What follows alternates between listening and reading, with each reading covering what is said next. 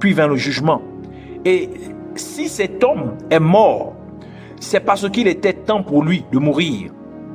Puis l'arrière-petit-fils du patriarche du village dit à l'homme de Dieu, « Alors ton Dieu est une plaisanterie. » Et l'homme de Dieu lui dit, « Je ne peux pas le faire, je ne peux pas aller à l'encontre de la parole de Dieu.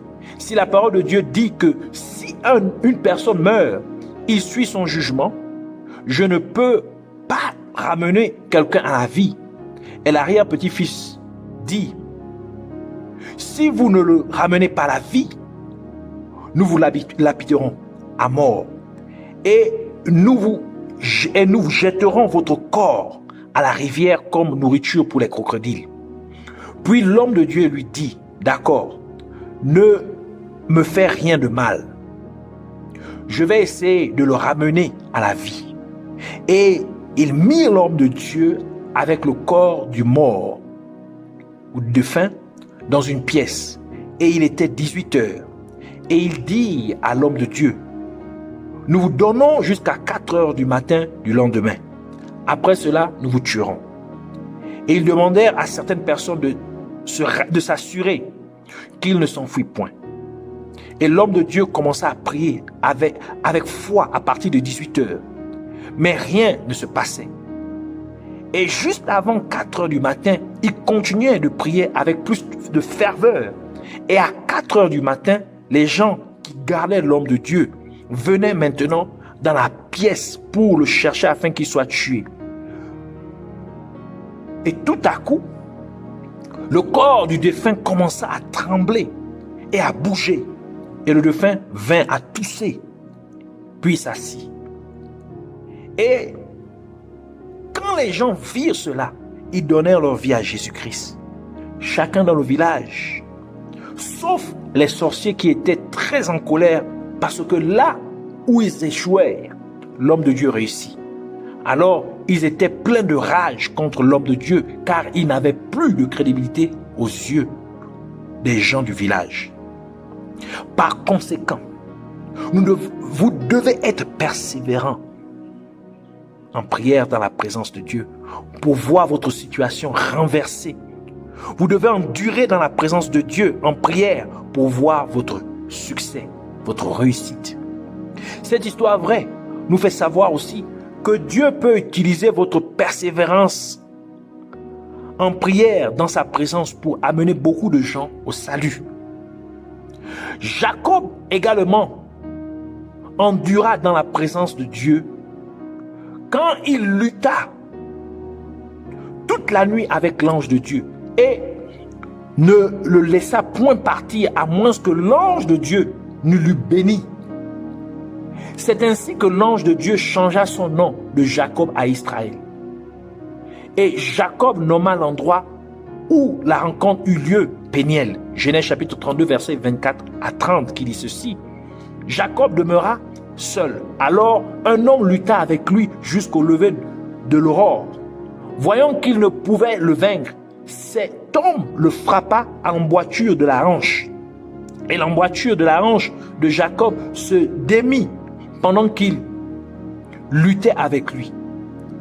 Il dit, « Laisse-moi aller, car l'aurore se lève. » Et Jacob répondit, « Je ne te laisserai point aller. Que tu ne m'aies béni. » Il lui dit, « Quel est ton nom ?» Et il répondit, « Jacob. » Et il dit encore, « Ton nom ne sera plus Jacob, mais tu seras appelé Israël, car tu as lutté avec Dieu et avec des hommes, et tu as été vainqueur. » Jacob l'interrogea en disant, « Fais-moi, je te prie, connaître ton nom. » Et il répondit, « Pourquoi demandes-tu mon nom ?» Et il le bénit là. Jacob appela ce lieu du nom de Péniel, car, dit-il, « J'ai vu Dieu face à face et mon âme a été sauvée. » Le nom de Péniel nous dit que veut dire que vous devez prier jusqu'à ce que vous voyez Dieu intervenir en votre faveur. Par ce nom Péniel que Jacob donna à cet endroit, Dieu ici veut nous dire que nous devons prier jusqu'à ce que nous voyons Dieu changer notre situation en bien. Nous devons prier jusqu'à ce que nous voyons Dieu nous donner la victoire. Nous devons prier jusqu'à ce que nous voyons Dieu résoudre notre problème. Le creux de la cuisse fait référence aux os, ou encore l'os de la hanche est la partie du corps humain qui relie la partie supérieure du corps à la partie inférieure du corps.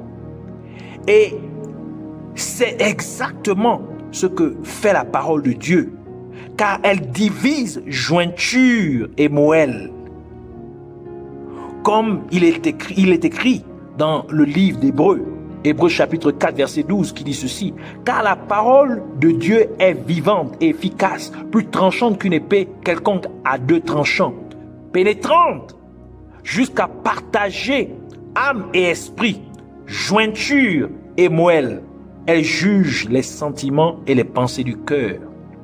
Par conséquent, en disloquant l'os articulaire de la hanche de Jacob, l'ange de Dieu pointait Jacob vers la parole de Dieu pour dire que c'est sur la parole de Dieu que Jacob devrait s'appuyer, car elle n'échouera jamais. Que Jacob doit se tenir sur les promesses de Dieu, car Dieu fera sûrement ce qu'il dit. Nombre chapitre 23 verset 19 qui dit ceci: Dieu n'est point un homme pour mentir, ni fils d'un homme pour se repentir. Ce qu'il a dit ne le fera-t-il pas?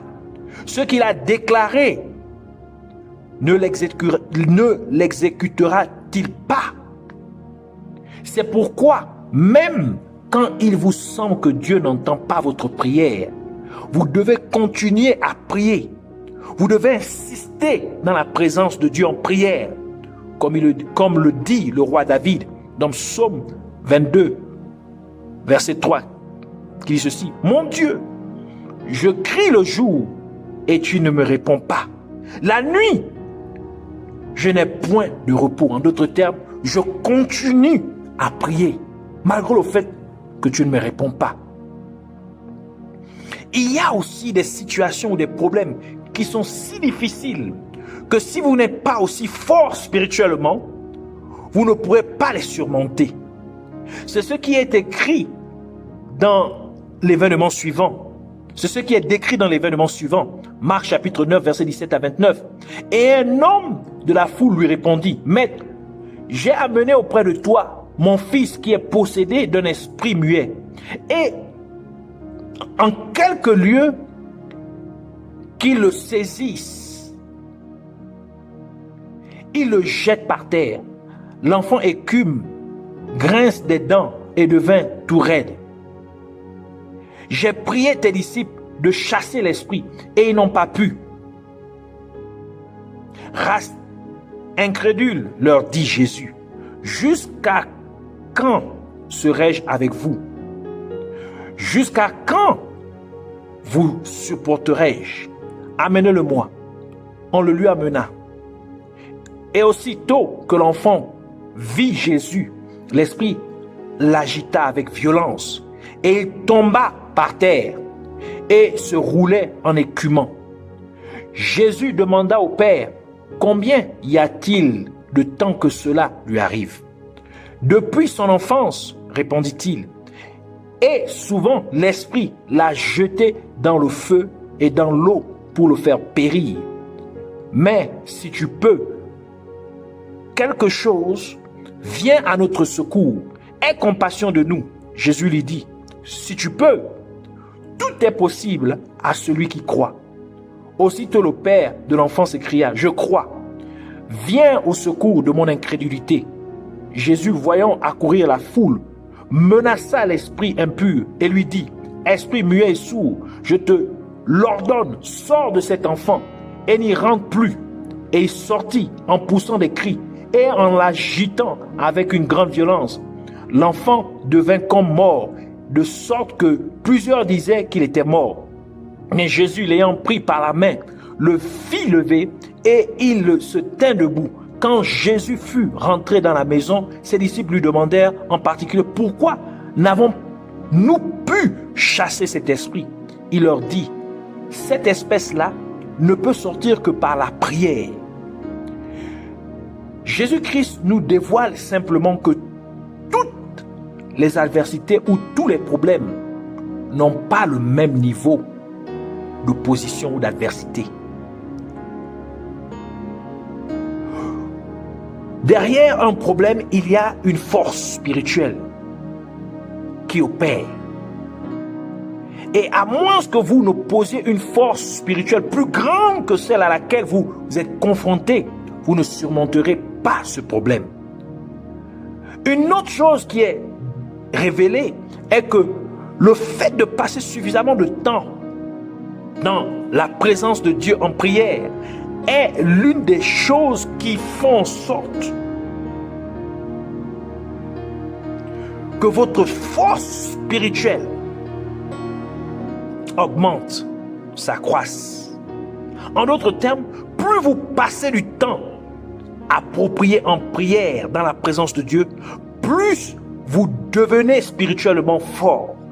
Et plus vous êtes spirituellement fort, plus vous aurez des victoires dans votre vie. Les temps cumulés de prière peuvent être perçus comme un temps suffisant dans la présence de Dieu en prière. En effet, prier plusieurs fois de manière quotidienne est aussi un moyen de passer assez de temps dans la présence de Dieu en prière. Et c'est pourquoi le roi David priait le matin, à midi et le soir. Psaume 55, verset 18 qui dit ceci. Le soir, le matin et à midi, je soupire et je gémis, et il entendra ma voix. Le prophète Daniel priait également 3 fois par jour. Daniel chapitre 6, verset 10 qui dit ceci. Lorsque Daniel sut que le décret était écrit, il se retira dans sa maison où les fenêtres de sa chambre supérieure étaient ouvertes dans la direction de Jérusalem. Et 3 fois le jour, il se mettait à genoux. Il priait et il louait son Dieu comme il le faisait auparavant. C'est pourquoi la parole de Dieu nous encourage à prier sans cesse. Dans 1 Thessaloniciens, chapitre 5, verset 17, qui dit « Priez sans cesse ». Apprenez à demeurer dans la présence de Dieu en prière. Jésus dit dans Jean chapitre 15, verset 7 à 8, « Si vous demeurez en moi et que mes paroles demeurent en vous, demandez ce que vous voudrez et cela vous sera accordé. Si vous portez beaucoup de fruits, c'est ainsi que mon Père sera glorifié et que vous serez mes disciples. » Dieu veut que votre prière soit productive. Par conséquent, lorsque vous demeurez dans la présence de Dieu en prière, ce qui signifie que lorsque vous passez suffisamment de temps en prière dans la présence de Dieu, vous faites en sorte que votre prière soit productive. Elle soit productive aux yeux de Dieu. C'est lorsque vous passez un temps convenable en prière dans la présence de Dieu que votre force spirituelle se renouvelle, comme Dieu le dit au prophète Ésaïe. Ésaïe chapitre 40, verset 31, qui dit « Mais ceux qui se confient en l'Éternel renouvellent leur force. Ils prennent le vol comme des aigles. Ils courent et ne se lassent point. Ils marchent et ne se fatiguent point. Les aigles se dressent contre le vent, c'est-à-dire contre les adversités dont ils en ont besoin pour décoller, pour prendre leur envol. C'est donc le fait que vous preniez suffisamment de temps en prière dans la présence de Dieu qui fasse en sorte que Dieu renouvelle votre force spirituelle. C'est c'est ce qui vous fait monter comme des aigles. En d'autres termes, vous fait monter contre les adversités, contre les problèmes, contre les difficultés. Plus précisément, votre prière surmontera les adversités causées par les forces cosmiques démoniaques dans le deuxième ciel, perçant ainsi la barrière cosmique démoniaque fixée pour essayer de bloquer les prières des êtres humains. Et elle arrivera ainsi devant le trône de Dieu dans le troisième ciel, afin qu'elle soit exaucée par Dieu. En conclusion, soyez quelqu'un qui aspire à la présence de Dieu, quelqu'un qui désire passer un temps approprié avec Dieu dans la prière, comme le dit le prophète Ésaïe. Ésaïe 26, versets 8 à 9, qui dit ceci: Aussi nous t'attendons, ô Éternel. Sur la voie de tes jugements, notre âme soupire après ton nom et après ton souvenir. Mon âme te désire pendant la nuit et mon esprit te cherche au-dedans de moi. Car lorsque tes jugements s'exercent sur la terre, les habitants du monde apprennent la justice. Désirez l'Éternel et que ce désir vous amène à demeurer dans sa présence, à persister dans sa présence en prière. Et cela va amener votre prière à atteindre son trône. Alors nous devons prier, premièrement pour remercier Dieu au nom de Jésus-Christ pour sa parole. Prions aussi au nom de Jésus-Christ pour demander à Dieu d'avoir pitié de chaque être humain. Pour chaque fois que nous n'avons pas réussi à passer assez de temps en prière dans sa présence.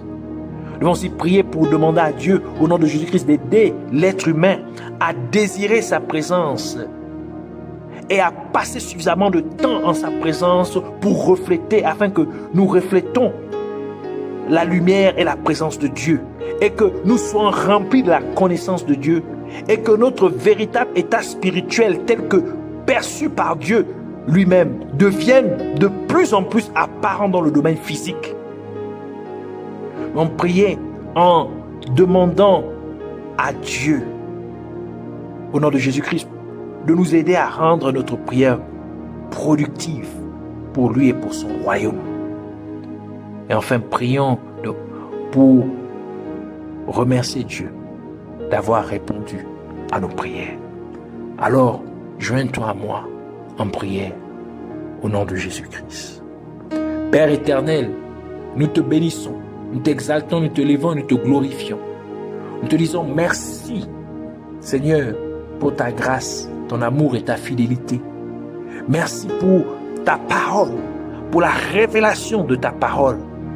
Merci de nous avoir enseignés, de nous avoir éduqués spirituellement, de nous avoir équipés, Seigneur, de la connaissance, de la compréhension, de la révélation au nom de Jésus.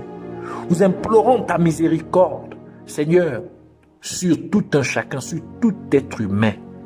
Oui, Seigneur, pour chaque fois que nous avons failli à passer assez de temps dans ta présence, pour chaque fois que nous nous sommes, Seigneur mon Dieu Père, nous n'avons pas pu passer un moment adéquat, des temps adéquats dans ta présence. Seigneur, fais-nous grâce en aidant l'ouvrage de tes mains. Oui, Seigneur, chaque être humain a désiré ta présence et a passé suffisamment de temps en prière dans ta présence,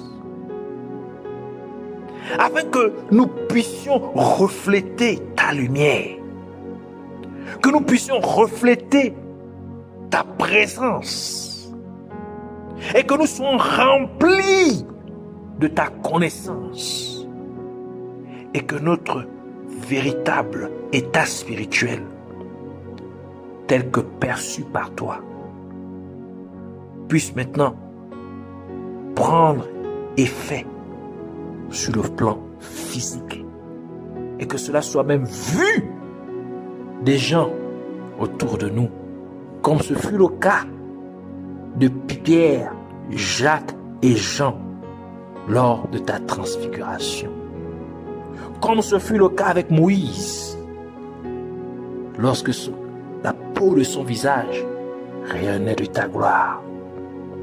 Seigneur, tu n'as pas changé, tu es toujours le même.